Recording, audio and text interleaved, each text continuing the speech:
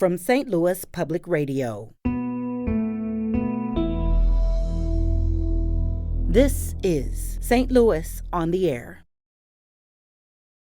That email is a window into what's happening in the discussions amongst teachers and administrators. And then our state senator questioned, why is evolution being taught in schools? That's not fair. There are other ideas out there. And yet, in the context of socialists and socialism, they're sending their kids to a public school. We got these postcards about conservative values. What is this conservative value? And I never got an answer. Some of the things that are being spouted at that forum that are both inaccurate and hateful to people of color really should bother our elected officials, and it should bother us as humans.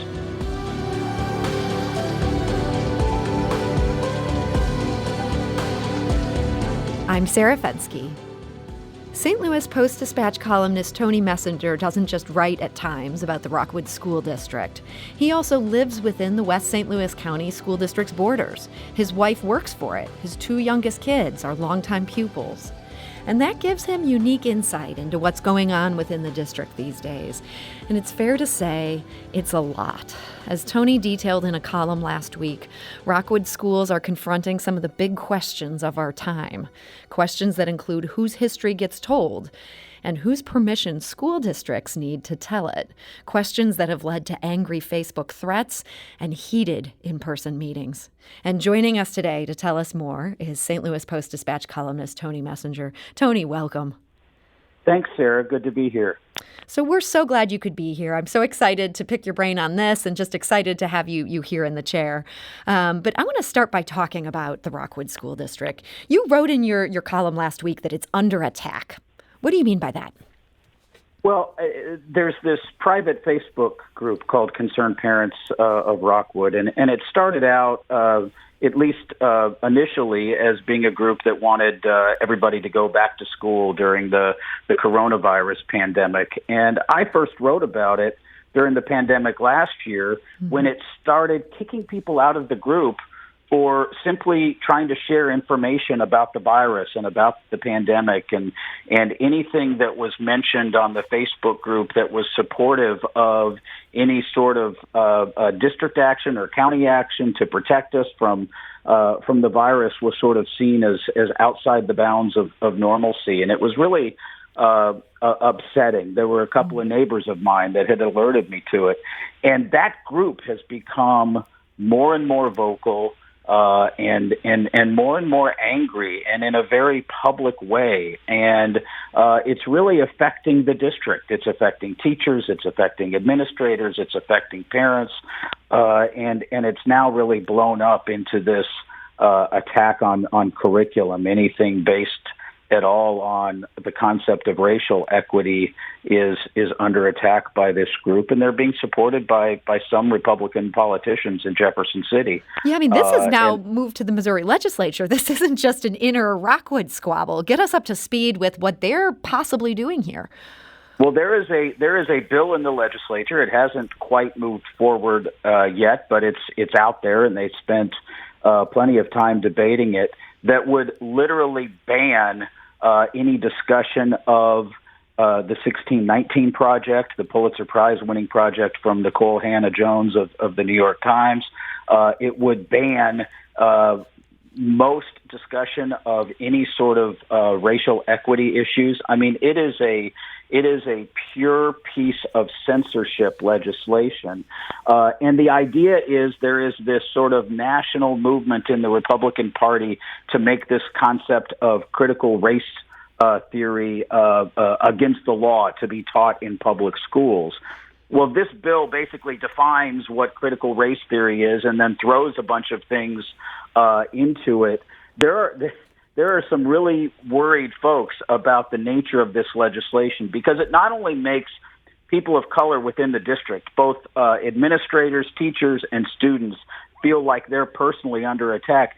This is literal censorship. This is the state legislature telling school districts and teachers what they can present to students to learn. And I know as a parent, I want my children to read the 1619 Project. I want them to learn about the history of slavery in this country, written from the black perspective, not just written from the whitewashed sort of version that I think sometimes gets taught very briefly in schools. And so, I don't like writing about the school district where my wife works and my children go to school. It puts me in an uncomfortable position. I've done it before in my career and sometimes had consequences, related to my children. But this is important. And this sort of censorship that rears its ugly head every few years, every couple of decades in my lifetime, where a group of parents want to ban books or do other things to try to have an effect on the public schools. It's really disappointing, and it has an effect on the entire community. Tony, I want to ask you about this group that is sort of pushing for these changes. They've now enlisted some legislators in their cause. You mentioned in your column that they tried to get sympathetic candidates elected on the school board. What happened to that effort? They lost. The incumbents on the school board who opposed the concerned parents won re-election. And, one of the points that I made related to that in the column is it's not unreasonable for a parent or a group of parents to want to question something in the curriculum. Mm-hmm. But every school district in the state, most school districts in the country, I can't say every one, I don't know, but I know the Rockwood schools do. They've got a really well-organized process by which if a parent wants to question something related to curriculum, they can. And ultimately, that process goes before the school board. Well, this group tried to bypass that process by changing the school board. And they lost. And so when they lost, they didn't just sort of take their ball and go home. They went to state lawmakers and said, hey, let's make some more angry noise about the Rockwood schools and maybe pass a bill at the state legislature that would tell the state's largest school district what they can and can't teach. It bypasses the democratic process that already exists in both the district and in the state.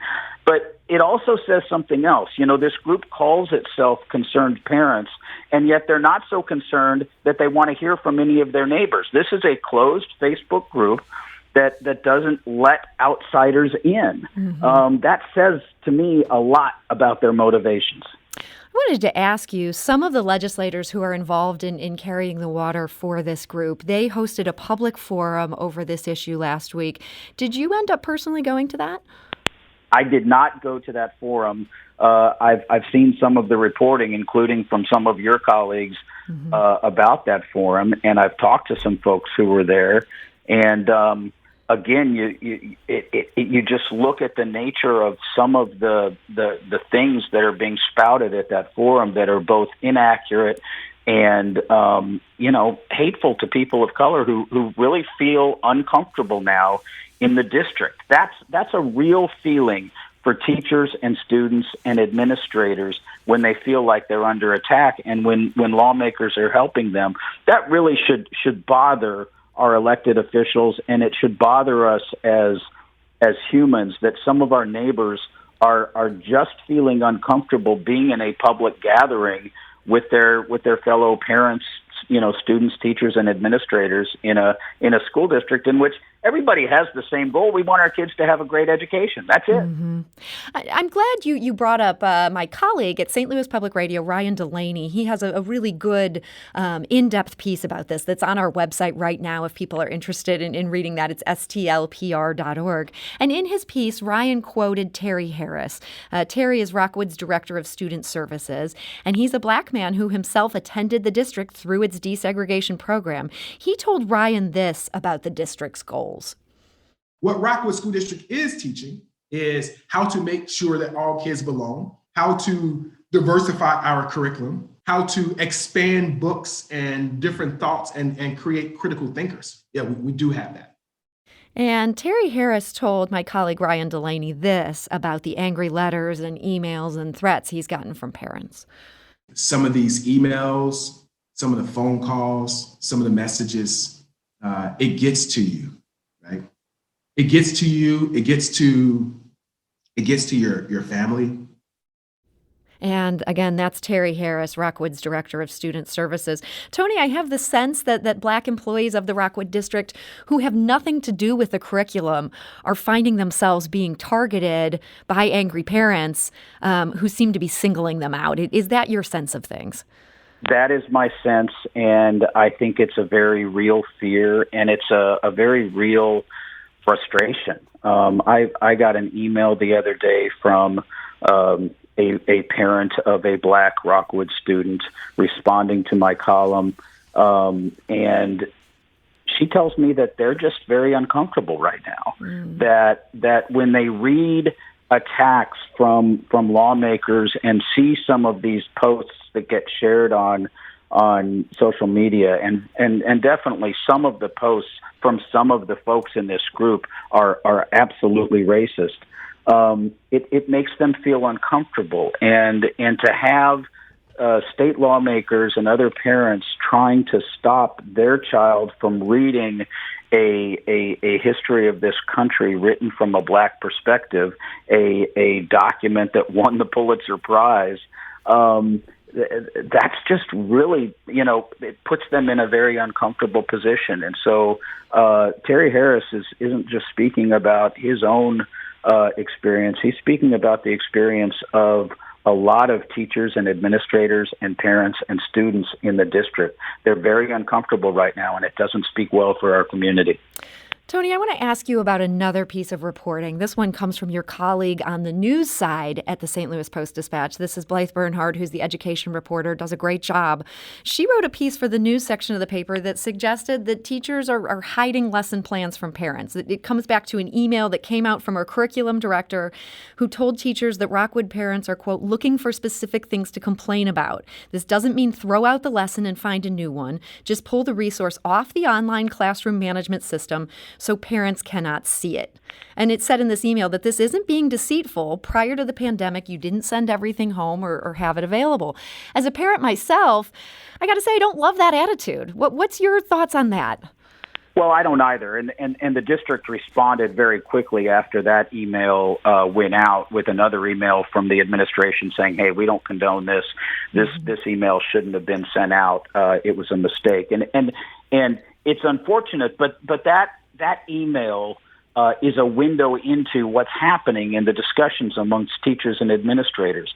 That the concept behind that email was this was an administrator who was worried about her colleagues, who knew that they were being attacked, and knew that a lot of the attacks were based on misinformation, knew that there's nothing in the Rockwood curriculum that mandates teaching of critical race theory, and was trying to help colleagues avoid attacks. So I understand what was motivating that administrator. I think that email was a mistake. The school district came out very quickly and said it was a mistake.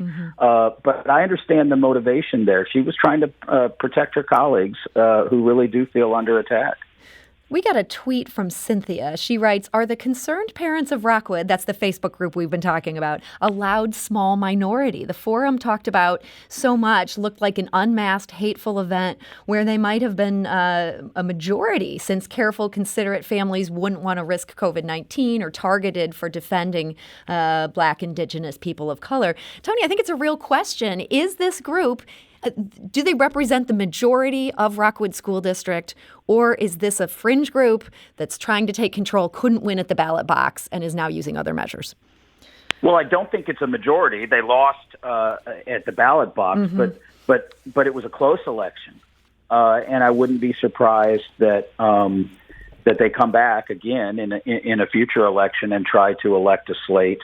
I don't know how many people they represent. But the problem is once a group like that gains a foothold and then gains support from lawmakers, and the overwhelming majority of lawmakers in the Rockwood district are white Republicans, and at least some of them now are backing this effort, it's definitely worrisome in terms of gaining steam. The district is in the process of hiring to hire a new superintendent because the last superintendent stepped down.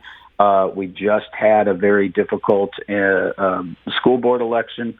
I don't think that the legislative efforts are going to be successful, but they've caused actual damage. There are young teachers I know who are considering getting out of the profession. Some of it's related to the difficulties of the last year over the COVID pandemic, but some of it's related to this, dealing with these sorts of attacks from parents. They definitely feel under attack, some of these teachers and administrators and parents, and it just makes for a difficult situation, I think, in the community, because there are plenty of folks who don't support the concerned parents and some of their conspiracy theories and that sort of thing, but sometimes they're afraid to speak up as well. We need to take a quick break, but we'll be back shortly to continue our conversation with Tony. This is St. Louis on the Air on St. Louis Public Radio.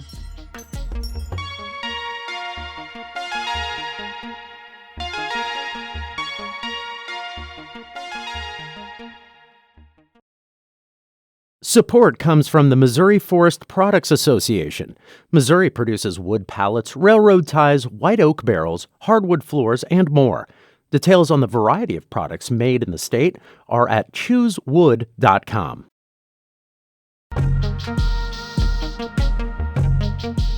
And now back to our conversation. Our guest today is Tony Messenger.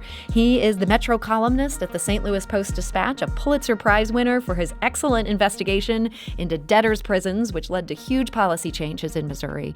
And he is also a Rockwood Schools parent.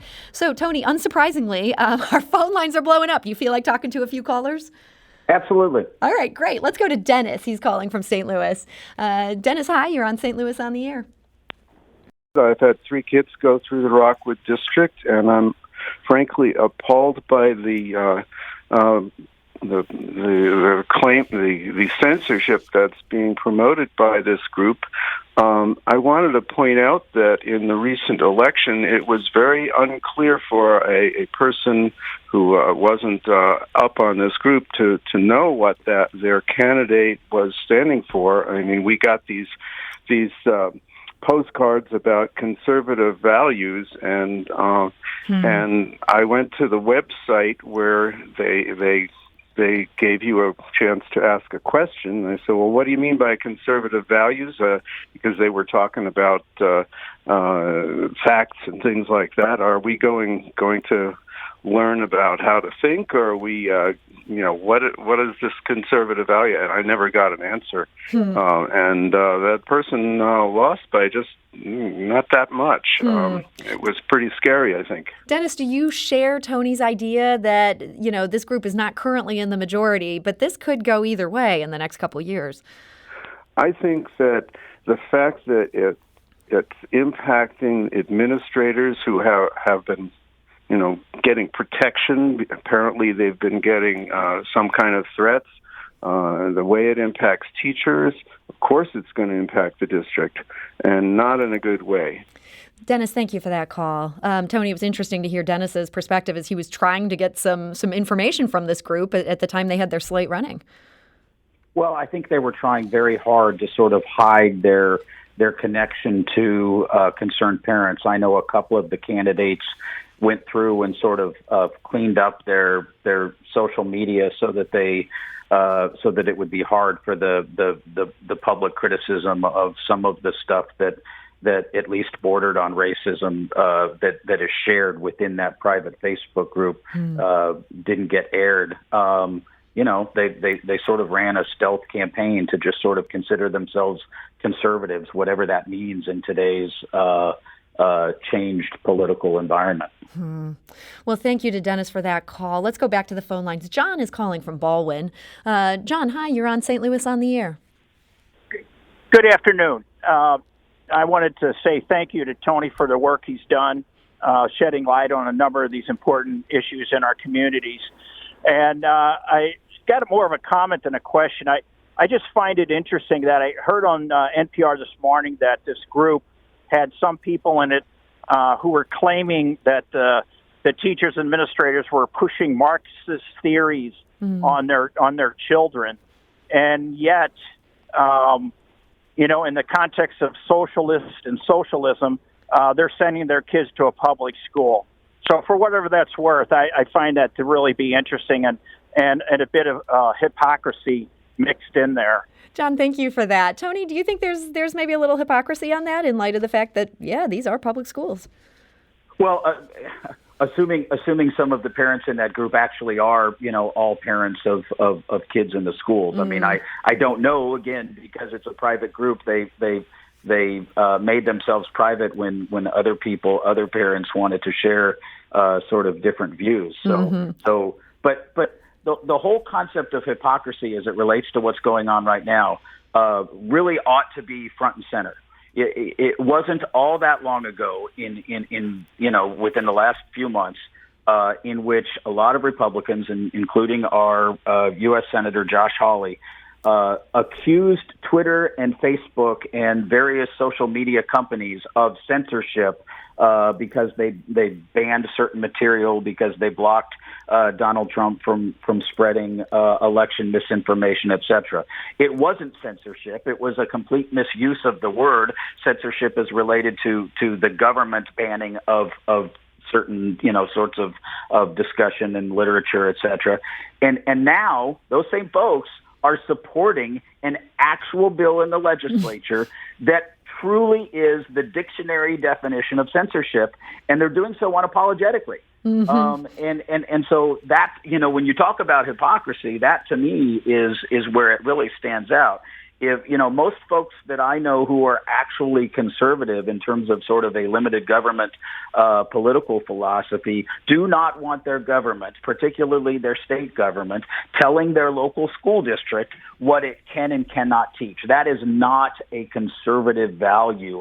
That is purely government censorship. It is big government telling local government what to do. That's where the real hypocrisy is here, and I hope that most of the good citizens of this school district where I live will continue to recognize that and say, hey, you want to protest certain pieces of actual curriculum, the real curriculum within the Rockwood schools, then go to the school website, go to the various superintendents and find the actual material and go through the process by which you can protest the use of something and have an open discussion and debate on it that ultimately goes to the school board. That should be the process, not the state government telling the local school district what it can and cannot do. Let's go back to the phone lines. Julia is calling from Ellisville. Julia, hi, you're on St. Louis on the air. Oh, thank you so much. Thank you, Tony, for bringing light to this really important topic. I was actually at the meeting on Friday. Ooh. I attended with a really large group of parents that are trying to push back against the Concerned Parents group. I actually joined Concerned Parents when they first started the group because I thought it was just a general parents group for my school district, and I made one comment in a thread saying that maybe we were acting a little privileged in our reaction to how we were in the community. I got kicked out and then later saw screenshots where myself and another friend, we were just being dragged for making one comment. Wow. Being called good card. And I mean, Tony, that speaks to the echo chamber that you described. Well, that was, the first column when I first became aware of this group. Some neighbors of mine who were both in education are the ones who brought it to my attention and had the courage to let me write about their experience. And it was exactly like that. One of the parents was sharing just some basic scientific information about COVID to share with the parents. And these parents agreed with the initial idea. Yes, they want their kids in-person school as much as possible. The other parent decided to just go ahead and be a little bit crazy and throw some conspiracy theories out there just to sort of play along with the tenor of the group. And it was the parent who actually shared polite, thoughtful, scientific information with the group that got kicked out. Wow. Before the person who was purposely sharing conspiracy theories just to sort of test what this group was really about. I just thought that was so telling. What the nature of this group was, and And so to have a group like that that's closed off and that is pushing conspiracy theories, actually having influence in the school district is just really a frustrating thing as a parent. Julia, I'm curious about your experience. You got kicked out of this group. You still went to this forum. You said you were there with a large group that was in opposition to this. Did you find anything that was being presented at this forum persuasive? No, and in fact, they gave this group called FAIR a really large forum to give a presentation that was honestly one of like the craziest and scariest things I've ever seen.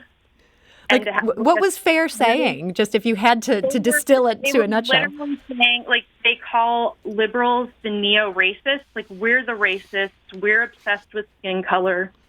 They literally equated the KKK and liberalism. And then our state senator questioned, why is evolution being taught in schools? That's not fair. There are other ideas out there. Like, it was really scary. Well, Julia, thank you for sharing that perspective. It's nice to get a firsthand account since neither Tony nor I was there. Tony, this whole situation, it's just, I'm kind of shaking my head. Do you see hope for the Rockwood schools at this point? I mean, it's so clear that this is a community that is close to being torn asunder. Do you think that things can find a happy ending for this school district where people can get on the same page and do what needs to be done? Well, I always try to be optimistic, and, this is a very good school district. My children have had a tremendous experience in the Rockwood schools, in elementary, middle, and now high school.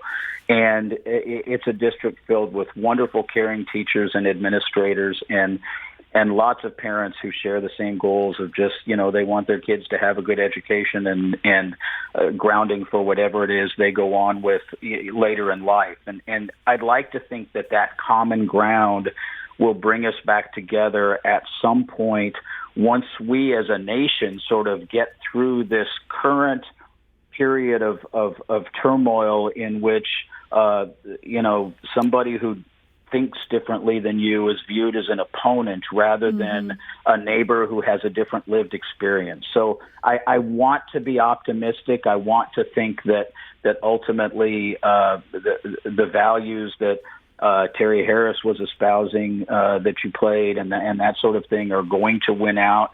But I think it's going to take a while just because of the national political environment that we are in, and it's going to take some strong leadership from folks, primarily in the Republican Party right now, to stand up, follow the example of Liz Cheney of Wyoming, for instance, and say, no, Joe Biden did win the election. Democrats are not evil. We're getting past the big lie and moving on to some other things. And again, I want to be hopeful. I think the legislation will die. I think that, hopefully over the summer, some things will calm down. I think having in the fall, hopefully, the schools being a little bit more back to normal might just help some of this angst go away. But I do think it's going to be around for a while. It's going to take a period of time to get over the hurt of what's really happening in the local schools and in the community right now. Well, Tony Messenger of the St. Louis Post-Dispatch, I want to thank you so much for joining us today and for your reporting. I want to encourage people who are listening to Tony to check out this reporting. It's at stltoday.com. So, Tony, thank you so much. Thanks for having me today, Sarah. We'd also want to encourage, if you found yourself curious to know more about this situation that we're discussing today, Ryan Delaney of St. Louis Public Radio, he also has a really good in-depth piece about this. It's on our website. That's stlpr.org. St. Louis on the Air is a production of St. Louis Public Radio. Understanding starts here.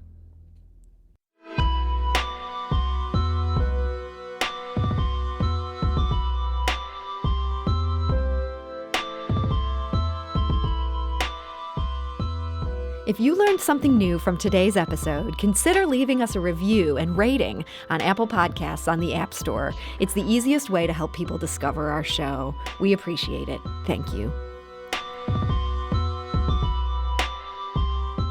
St. Louis Public Radio is a member-supported service of the University of Missouri, St. Louis.